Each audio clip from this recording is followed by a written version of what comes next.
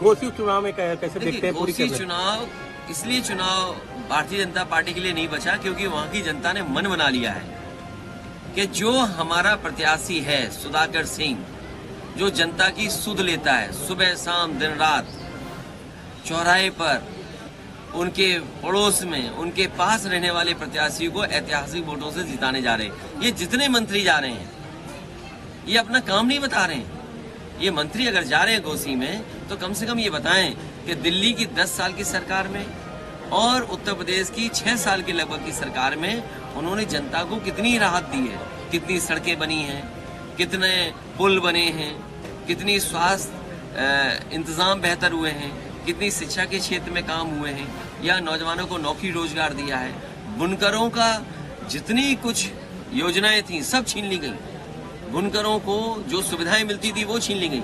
आज हर घर में मीटर लगा दिया सरकार ने। मैंने तो सदन में पूछा कि मुख्यमंत्री जी कम से कम ये बताओ कि आपने कौन सा बिजली का कारखाना बनाया? एक भी बिजली का कारखाना मुख्यमंत्री जी ने नहीं लगाया। ये जितनी बिजली मिल रही है आज उत्तर प्रदेश को, चाहे सीतापुर को, चाहे लखनऊ को, ये वही समाजवादियों की देन है जो बड़े बड़े कारखाने, सब स्टेशन और ट्रांसमिशन लाइन बनी थी, उसी की वजह से बिजली उपलब्ध हो रही है। इन्होंने केवल एक काम किया, मीटर लगा दिया और हर गरीब के यहाँ हजारों का बिल भेज दिया। हजारों का बिल देना पड़ रहा है और जो बिल नहीं दे पा रहा है उसको नोटिस मिल रहा है या पुलिस परेशान कर रही है। सीतापुर में ट्रॉमा सेंटर बनवाया गया था, अभी तक चालू नहीं हो पाया है। जब तक ये बीजेपी सरकार नहीं जाएगी ट्रॉमा सेंटर नहीं चालू होगा। लोकसभा चुनाव में कितनी सीटें इंडिया की रहेंगी इस बार? इंडिया और समाजवादी पार्टी सभी सीटें जीतने जा रही है। मायावती जी इंडिया में शामिल होती हैं तो उत्तर प्रदेश में आपका और सीटों का बंटवारा कैसे? अरे भाई आज के जमाने में सब ट्वीट पढ़ लेते हैं। कैसे पत्रकार हो जो ट्वीट नहीं पढ़ा उनका? तुमने कम से कम सुबह अगर आपने ट्वीट पढ़ लिया होता उनका तो शायद ये सवाल आप नहीं पूछते। इतना लेट मत चलो। क्या चुनाव पहले होंगे? चुनाव मैं समझता हूँ जब होंगे तब के लिए समाजवादी पार्टी तैयार है। कौन संयोजक बन रहा है? ये बड़ा सवाल नहीं है।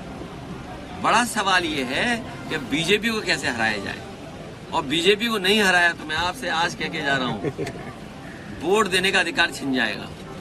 ब्लॉक प्रमुखी में क्या हुआ, जिला पंचायत में क्या हुआ, एमएलसी में क्या हुआ, और आपके घर परिवार के लोगों के वोट कभी इस बूथ पे कहीं उस बूथ पर, कुछ परिवार के सदस्यों का वोट नहीं।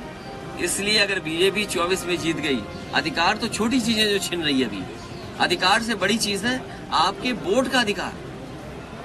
अधिकार तो छिन गए क्योंकि जो संस्थाएं थी उन संस्थाओं पे कब्जा कर लिया। इलेक्शन कमीशन पे भी कब्जा करना चाहते, यूनिवर्सिटियों पे कब्जा कर लिया है इन्होंने। एनडीए का प्रधानमंत्री चेहरा कौन होगा? एनडीए का तो नहीं, इंडिया का पूछिए। देखिए एनडीए का पत्रकार साथी उनके पास कोई नया नाम नहीं है, वही पुराना नाम।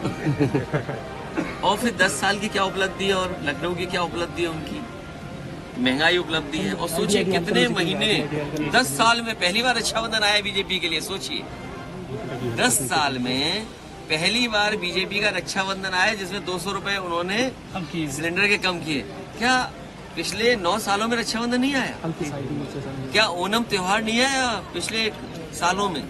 तो सोचिए चुनाव की वजह से इतने महीनों की लूट आप कहां से कहां ले गए? 400 रुपए से कहां ले गए आप? तो ये मुनाफा किसकी जेब में जा रहा था?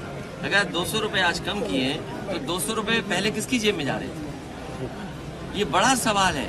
और फिर सोचिए, इनसे पूछिए कि 2000 छापा और 2000 हटा लिया, आखिर क्यों किया छापा था फिर आपने? मैं अपने पत्रकार साथियों को धन्यवाद देता हूँ। हर बार मिलते हैं हम लोग।